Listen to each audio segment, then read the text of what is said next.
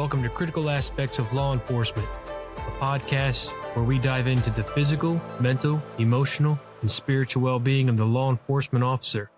Minor injury accident, the 2700 block of 156th Avenue Northeast. All right, welcome back to Critical Aspects of Law Enforcement. I'm your host, Vernon Phillips, and today on the show we've got Jason Monteiro. Jason, glad to have you on here. I appreciate you taking the time to jump on and be a part of the show today.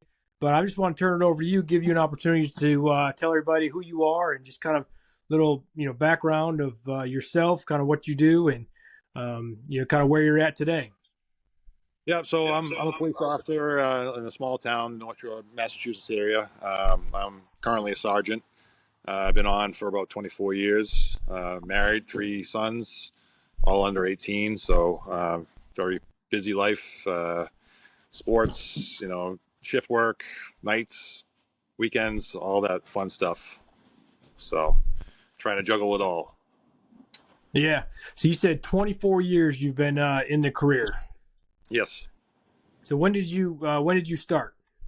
I started right after I got my degree in criminal justice in 2000. I was lucky enough to do an internship with my department, and I got hired about a year later.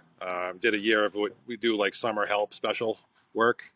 So I did about a year of that, and then took the civil service exam and got on pretty quickly, which was timing wise it was good.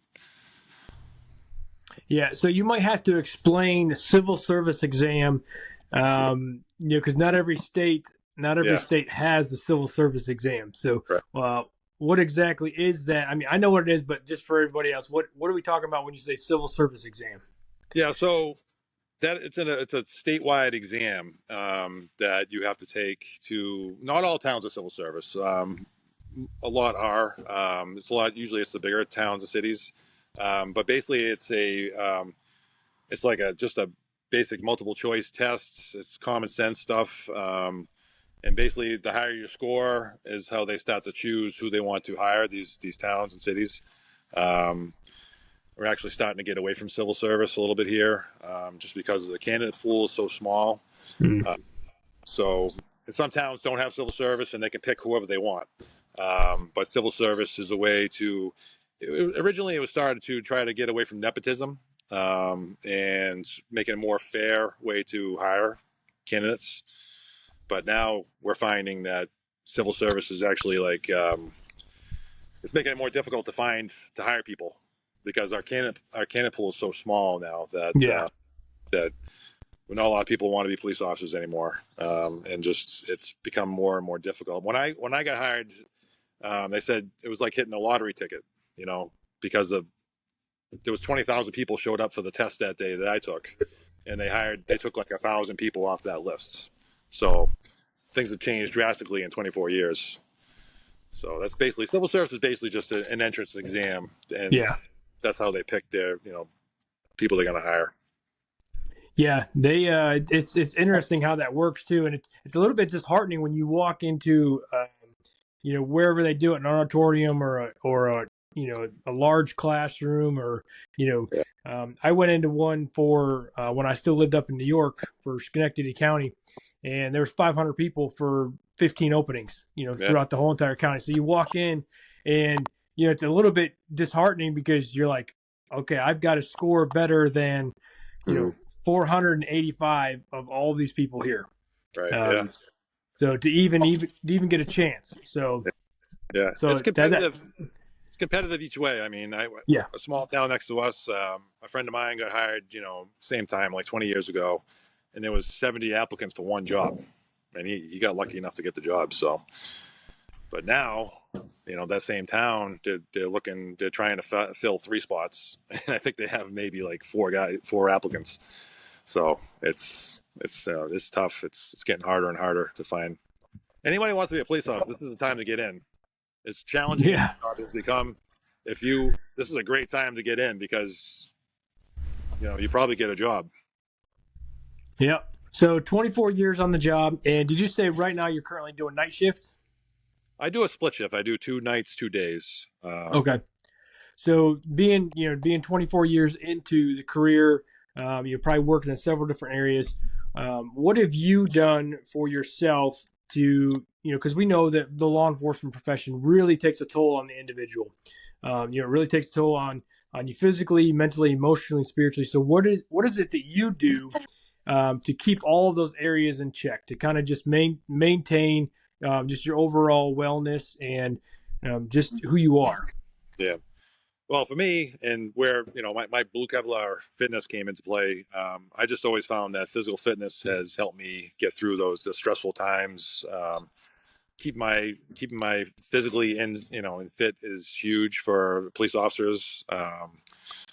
Keeping your head in the game. The job can be 90% just sitting in a car, and then 10% running and doing physical things. So it's very stressful on the body. So that kind of yo-yo effect of physical activity to sedentary lifestyle can be demanding on the body and the Yeah. mind. So, but that, and I believe education. I just got my master's degree last year, so I think staying up to date with education and keeping yourself mentally. I see a lot of people just kind of get stagnant in that department, and just every day is just a routine. Do the same things. But I feel like this job, especially with the technology advancements and stuff, you really got to stay ahead of the game. And I think Yeah. education is huge in that department too. Yeah. So what did you just get your master's in? Criminal justice, public administration. Awesome. Well, Yeah. congratulations to you on that. I know that that's not easy, Yeah, it took especially me like 4 years. yeah, working full time, having kids, yeah. doing all that. It's not easy, but it's, if that's something that you want, that's something you desire. I mean, it is absolutely worth it. Not everybody is desires or is cut out, to go and get their bachelor's or their master's or even beyond that. You have to have that motivation. You have to have that desire. Yeah.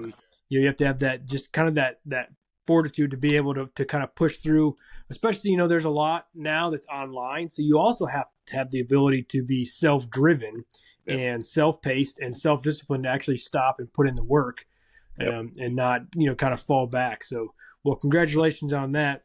Thank you.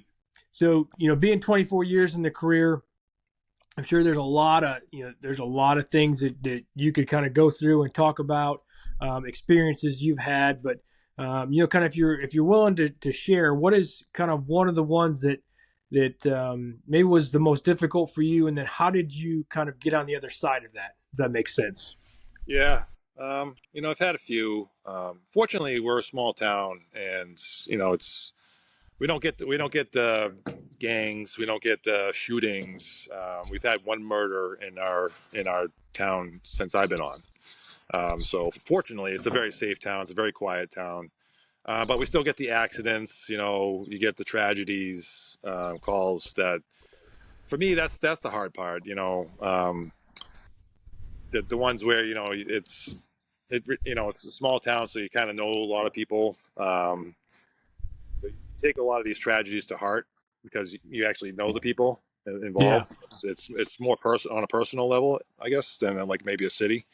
I mean, it's still difficult either way, but I had one where a younger kid got killed riding his bike, home, and that one's been the most challenging for me because the kid's the same age as my son. So that was tough, just because I see my own kid, for a while now. It's been hard to, watch my kids drive out the driveway on their bikes and think, you can't stop them. You know what I mean? You got to live your life. But Yeah. this kid, did the same thing my kids do, and to see that family, and the family had to come to the scene when it came to the scene. So it was that one will stick with me forever, and I'll never get over it. Um, and I just, it's there's nothing to do. It's just comes with the job. Yeah. So what is it that you do that kind of helps you kind of separate that to be able to kind of step away from the job and kind of table that, so you're able just to continue, taking care of yourself, but also taking care of your family? Yeah. Again, you can't dwell on these things. You gotta stay active. You gotta like I said, for me, it's physical activity. I try to work out every single day. If I don't work out, I definitely I can feel my mind start to race and start to think about things too much, you know. So for me, physical activity has been a huge, you know, I play hockey. I did jujitsu a few times. I got hurt a few times. So that's been kind of tough. As you get older, you know, some of these things are difficult. So, um, but I'm really into, I've taken a real love to sandbag training. And I'm actually a brand ambassador for brute force training.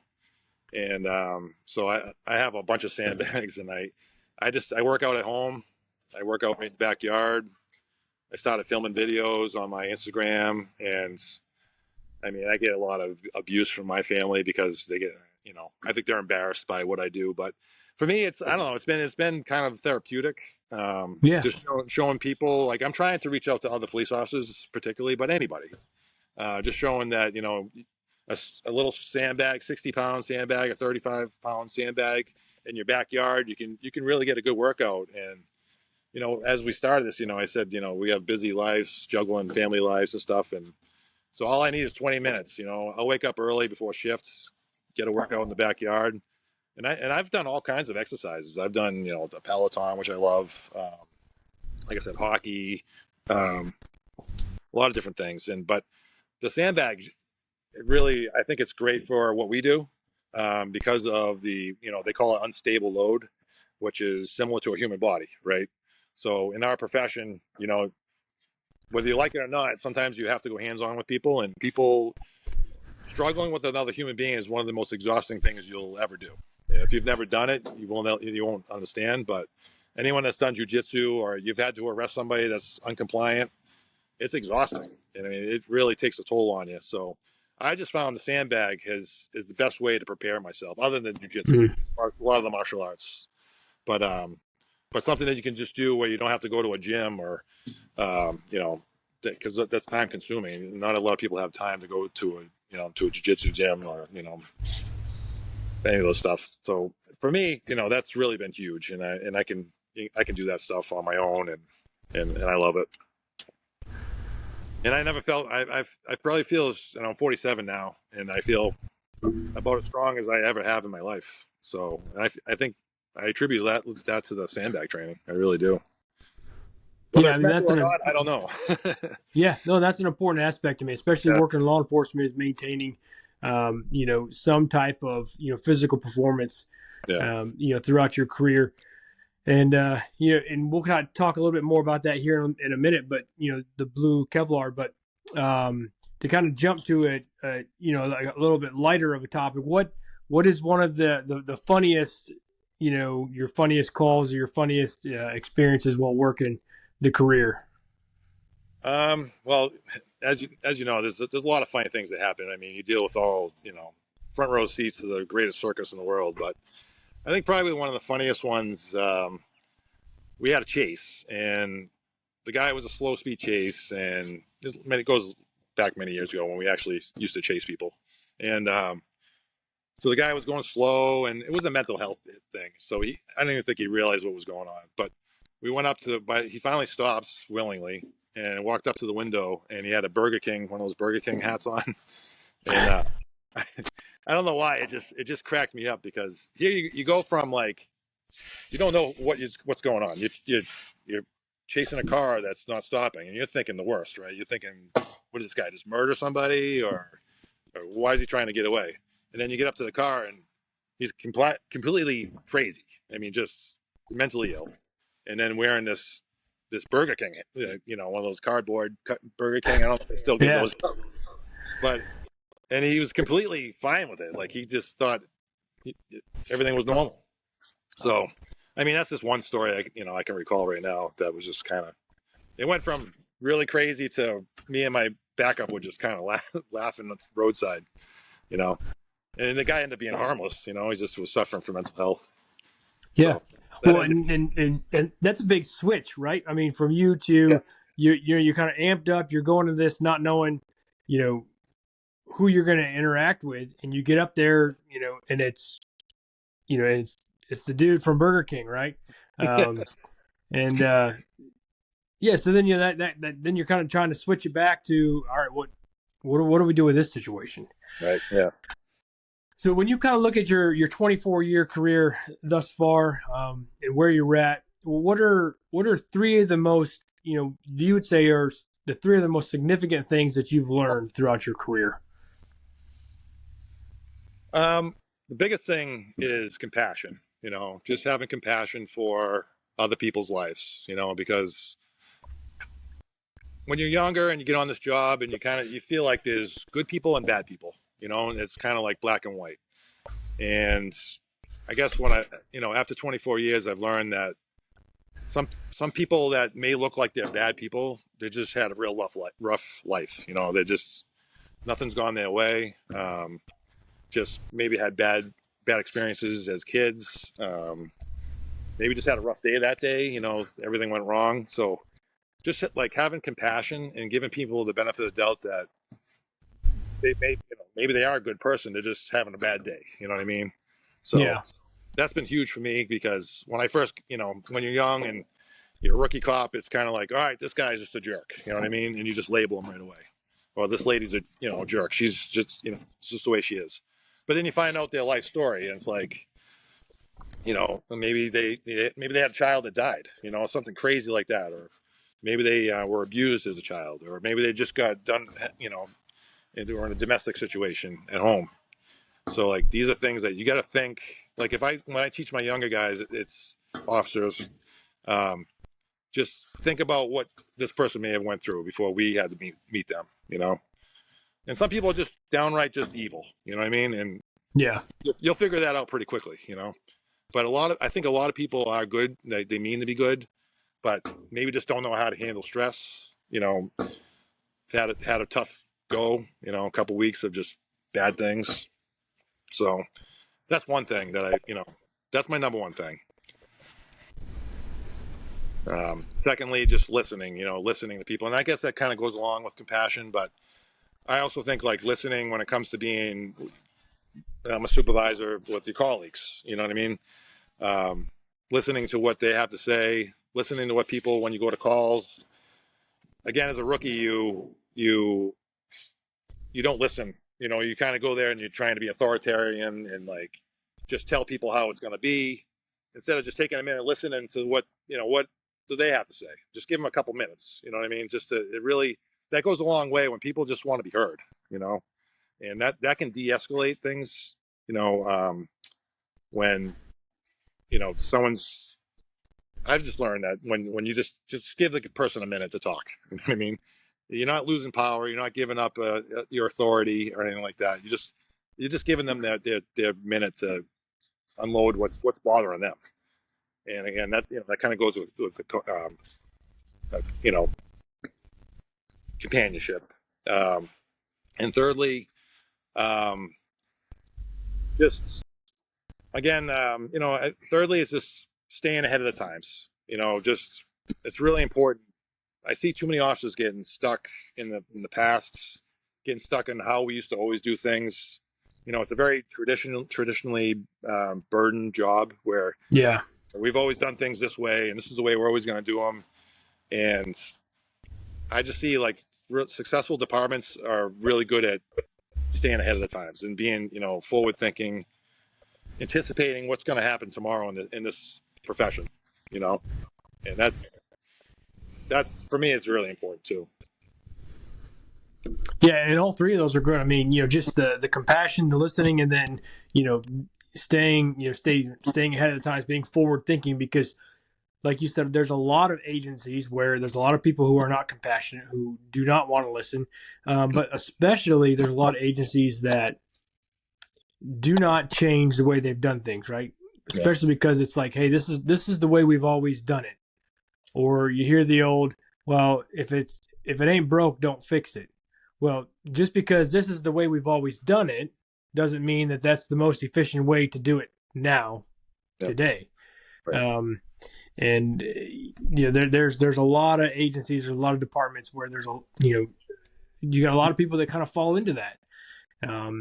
I think there's a little bit of a shift now because you're getting younger people coming in, and they expect things to be more fluid. They expect things to be more forward thinking. They expect things to just be kind of more driven based off of where we are today, just with technology and just the way we're able to interact with people and find things out. So so I think those are great takeaways for anybody to to just kind of grab hold of, especially going into a career. So when we've got a lot of new people coming into the career. So what is one main factor that you would tell them, new recruits, new rookies, new people just starting out their careers? What is something that you would tell them to say, hey, of all things, make sure this is the one thing that you're doing? I think that the number one thing is we always want to rush into things. They want to rush into a call. They want to rush to make decisions. They want to rush. And it's like so many times you don't have to. Sometimes you got to make a quick decision, and you learn that. But so many times you have time. Time is probably like your best ally in this job. Yeah. If you have it. And fortunately, a lot of times you really have more time than you think, and I think I see like a lot of the younger officers, inexperienced officers, just rushing and make mistakes because they didn't take a couple minutes just to get separate yourself from the call for a minute, take a breath, think about what you're doing. That's one thing that I teach the younger officers, like, just slow down. Like, everyone wants to make the decision quick because it makes you look smarter, or it makes you look like you know what you're doing. But I've been doing this for 24 years, and I guarantee you, my next shift, there's something's going to happen that I've maybe haven't seen this way, or it's just, this is the type of job that things just change so drastically.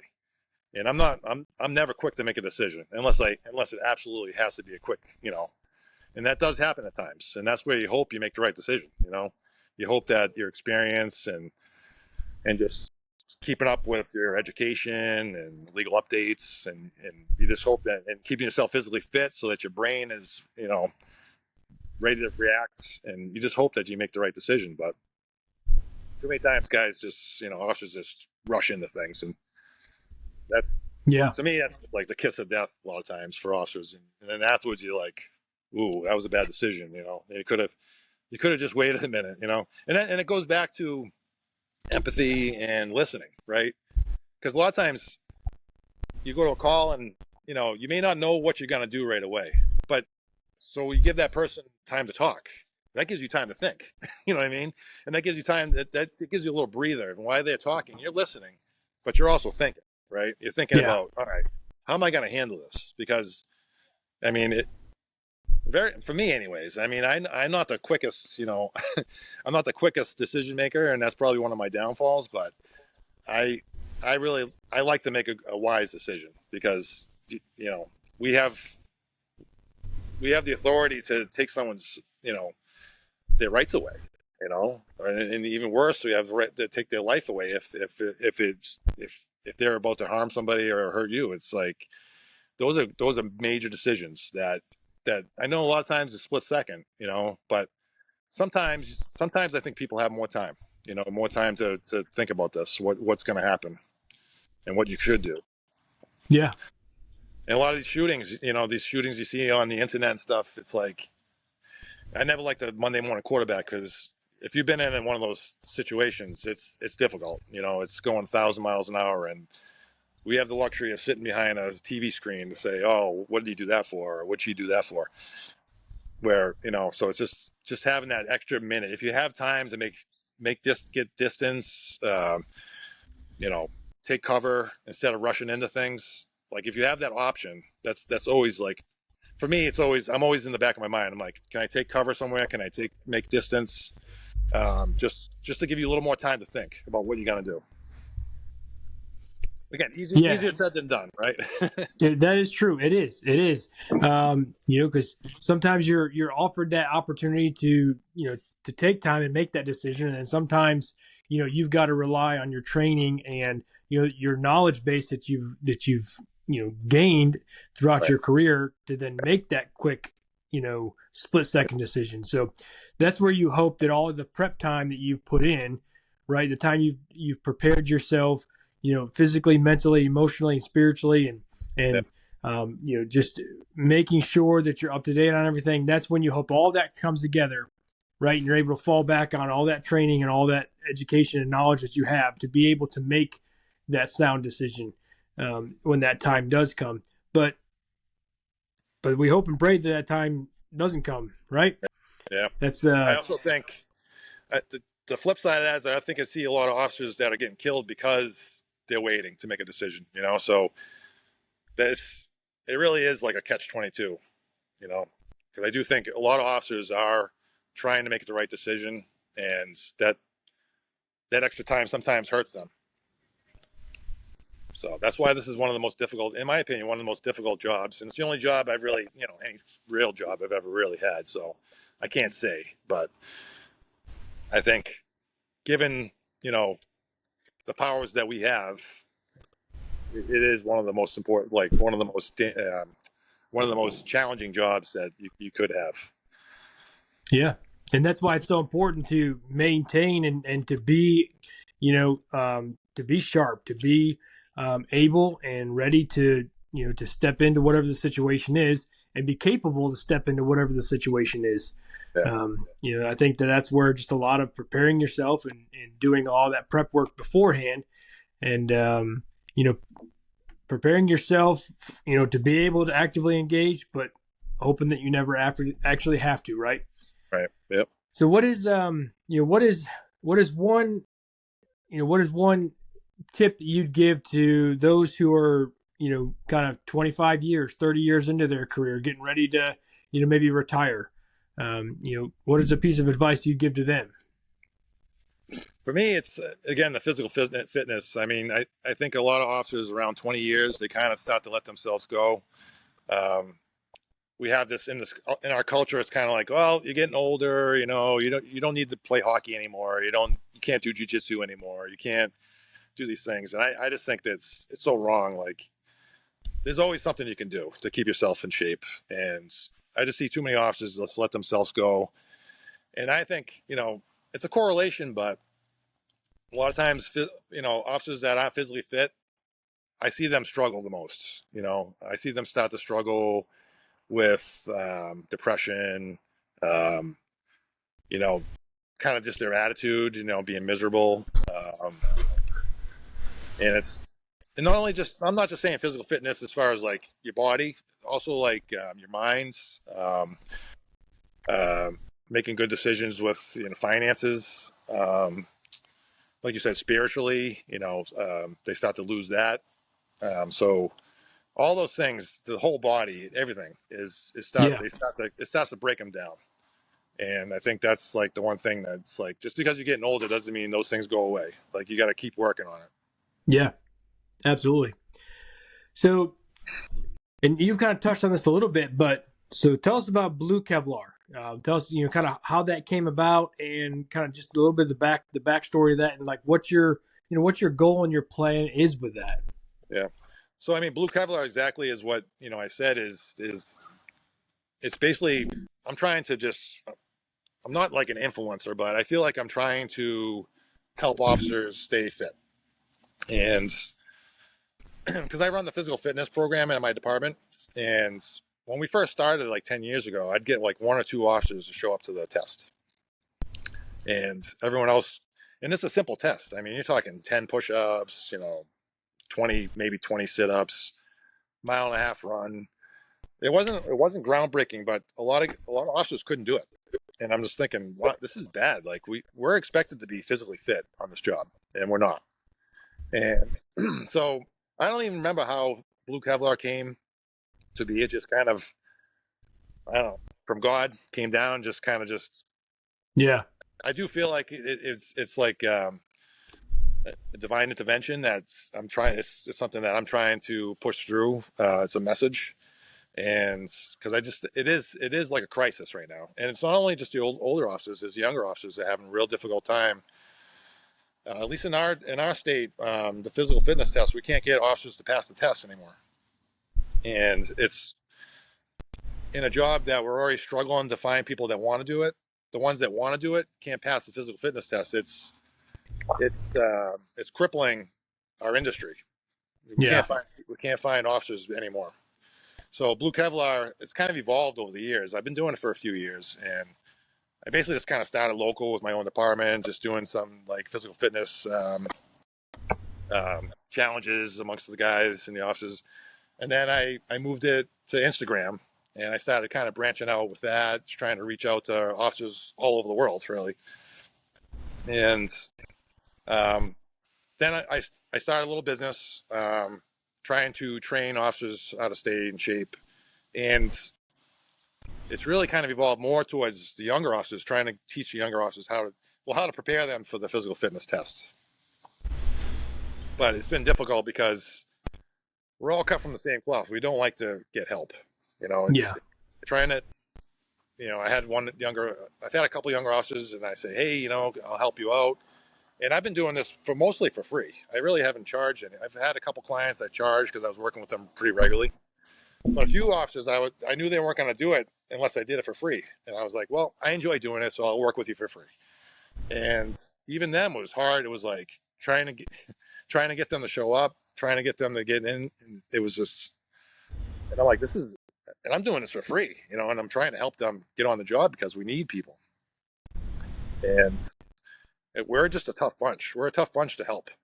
We love to help other people, but we don't like to receive help at all.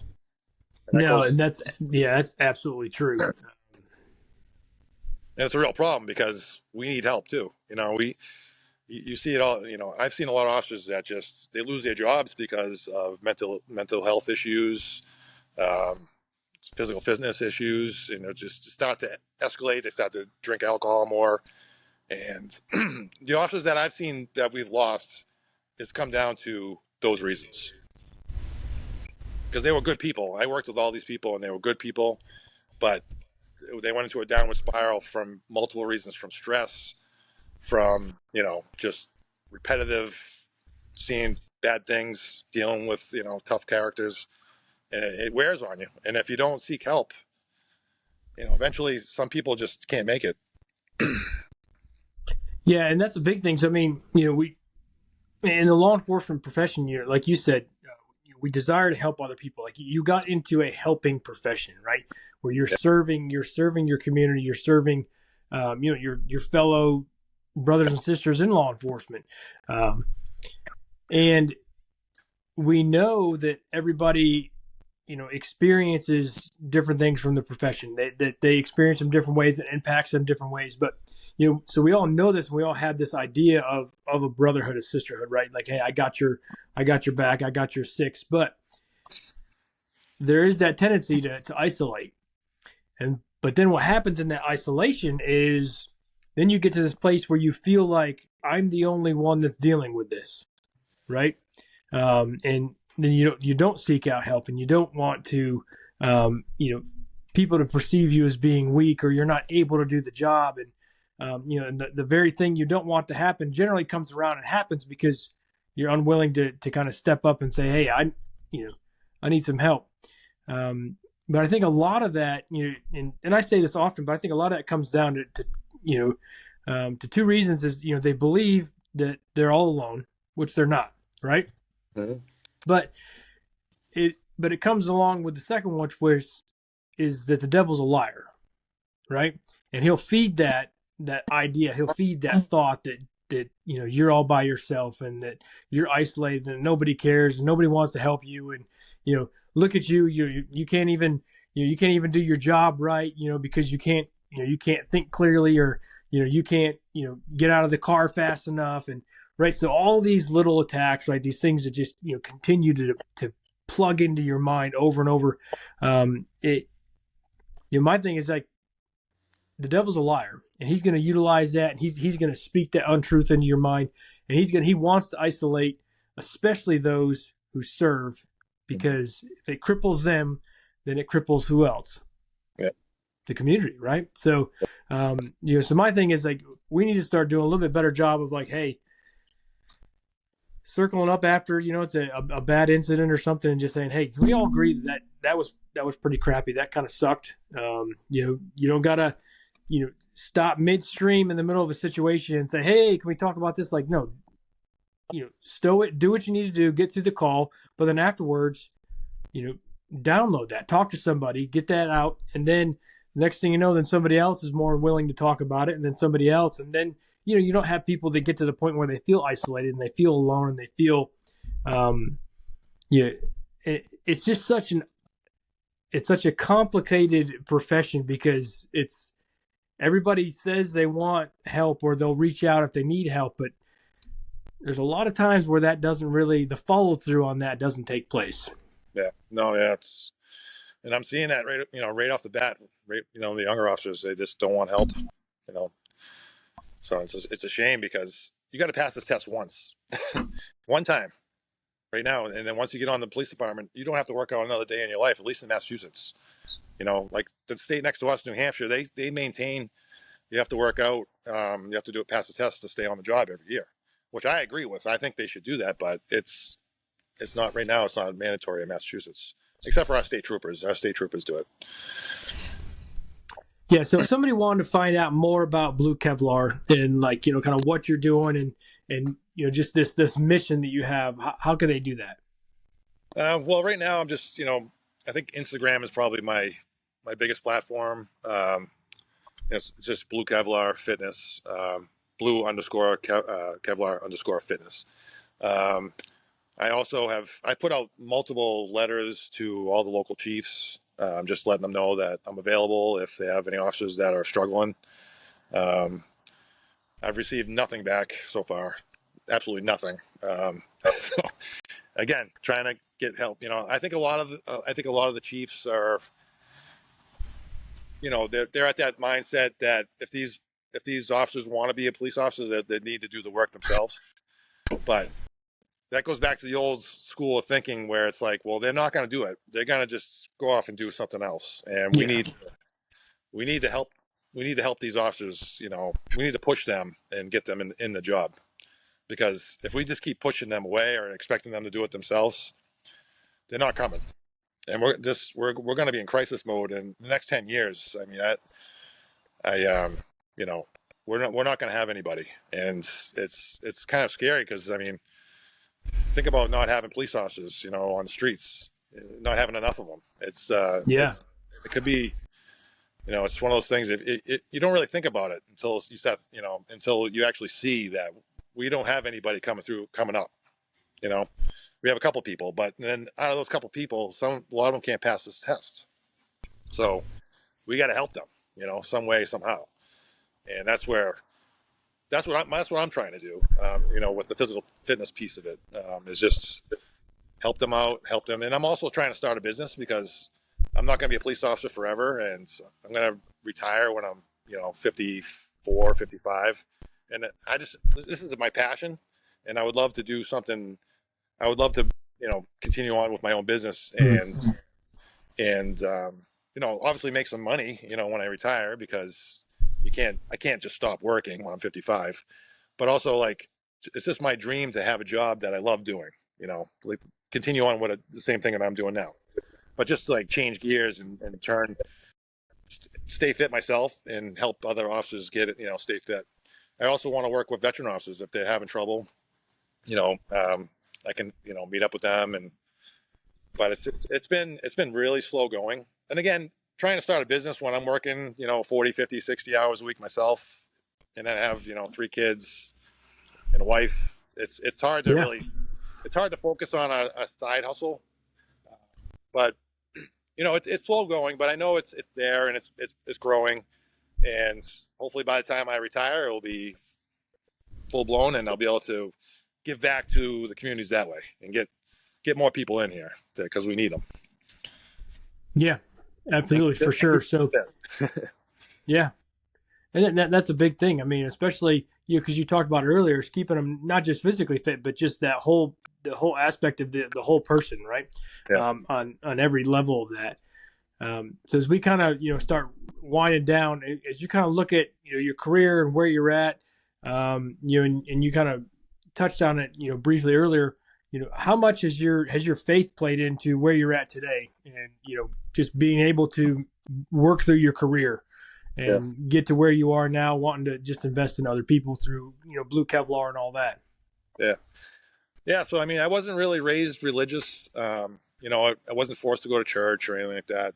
I always been spiritual though. I always, for some reason, I've always kind of felt like I believed in a higher power. I believed like that, that we're not just here like dust in the wind, Um, but that's something that has grown. My faith has grown since I've been a police officer because I've seen too many things.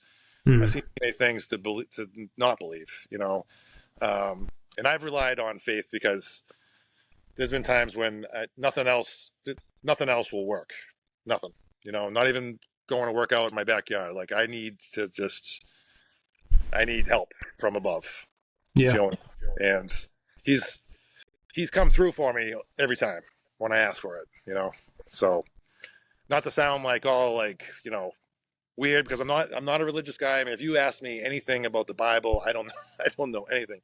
So again, I guess I'm more like spiritual, and I have my own kind of like beliefs, but I do believe that there's a higher power that's looking out for us and wants the best for us. And I mean, I listen to a lot of podcasts now, and that's how I got into these. And almost all the people I kind of gravitate to are very religious people, and they talk a lot about religion, and I just really like it. It just gives you like a comfort to know that there's somebody of a higher power is rooting for you. Because when when you're up against the wall, when everything else fails, you got that. Yep. At least. And if that doesn't work, then it is what it is, and you do what you do. Yep. Yeah, and that's I've had a lot of conversations with a lot of people, and it always comes back to a lot of people are like, I don't know how you do the profession without having some type of faith component, just because it's such a demanding profession. It just takes such a toll on you as an individual.